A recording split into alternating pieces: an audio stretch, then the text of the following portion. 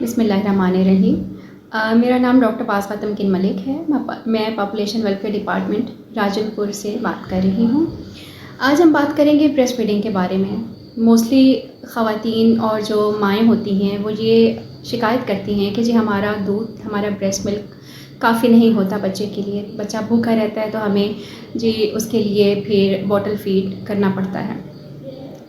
तो ये जो मिथ है वो हम उसके बारे में थोड़ी सी बात करेंगे। और दूसरा ये कि हमारे यहाँ क्योंकि लैक्टेशन कंसल्टेंट नहीं है एज़ सच जिससे वो बात कर सके, तो एज़ डॉक्टर्स हमें उनको समझाना चाहिए कि ये छोटे छोटे मसले जो होते हैं इनको उनसे निपटा जा सकता है। उनको इनकरेज करना चाहिए माँओं को कि वो अपना ही दूध पिलाएं और उनको बताएं कि बच्चे के लिए माँ के दूध की अफादियत क्या है, कितना एक आइडियल अल्लाह ताला ने सिस्टम बनाया है बच्चे के लिए।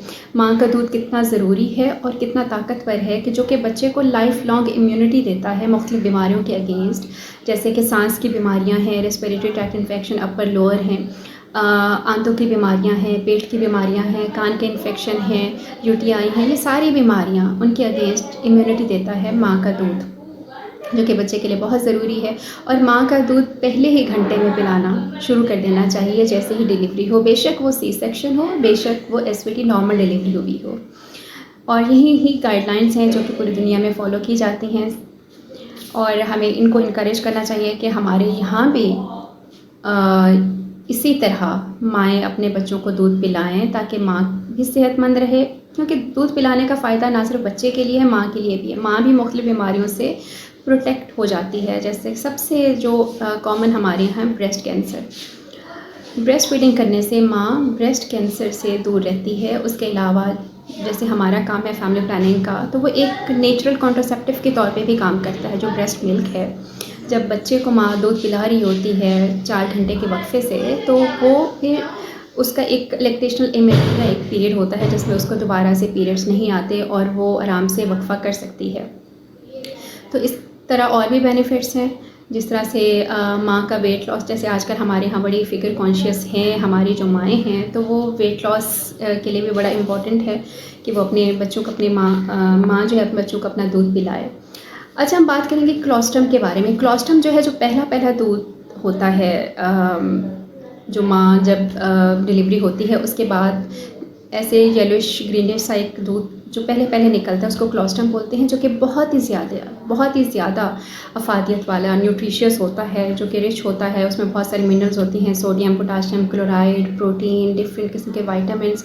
तो ये कोशिश करनी चाहिए कि माँओं को इनकरेज करें कि वो जब अपना दूध स्टार्ट करें तो क्लोस्ट्रम ज़ाया ना करें, जैसे कि हमारे यहाँ नॉर्मल प्रैक्टिस है। तो वो बच्चे को लाजमी वो क्लोस्ट्रम भी पिलाएँ। उसके बाद जो दूसरी जो चीज़ है कि माएँ शिकायत करती हैं कि जी दूध सही नहीं आता या मुझे पेन होती है, बच्चा सही सक नहीं कर पाता। तो आप as a physician, as a doctor आपने क्या करना है, आपने उसको देखना है। आपने जब आपके पास पेशेंट आता है तो आपने उसे कहना है कि जी मेरे सामने आप एक दफ़ा ब्रेस्ट फीड करके दिखाएं। उसमें आपने क्या देखेंगी, आपने सबसे पहले माँ में क्या चीज़ें देखनी है और बच्चे में क्या चीज़ें देखनी हैं। माँ में सबसे पहले आपने ब्रेस्ट का एग्ज़ामिन करना है।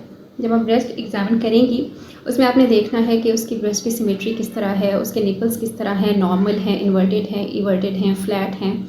और फिर उसके बाद बच्चे की कुछ एनॉमलीज़ हो सकती हैं। ख़ास तौर पे बच्चे का आपने ये देखना है कि उसके लिप्स किस तरह हैं, उसके अंदर माउथ का एग्ज़ामिन करना है कि समटाइम वो होता है कि बच्चे की जो ज़बान होती है वो तालू के साथ लगी होती है तो वो सही सक नहीं कर पाता।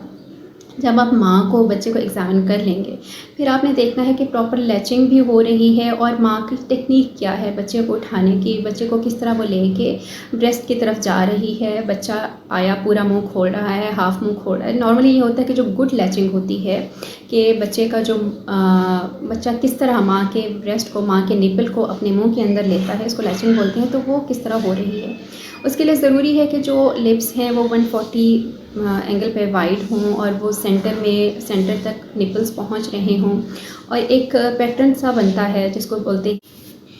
अच्छा, उसमें आप देखेंगे कि सकल स्वेलो ब्रीथ, उनका जो पैटर्न है वो ठीक भी है कि नहीं है।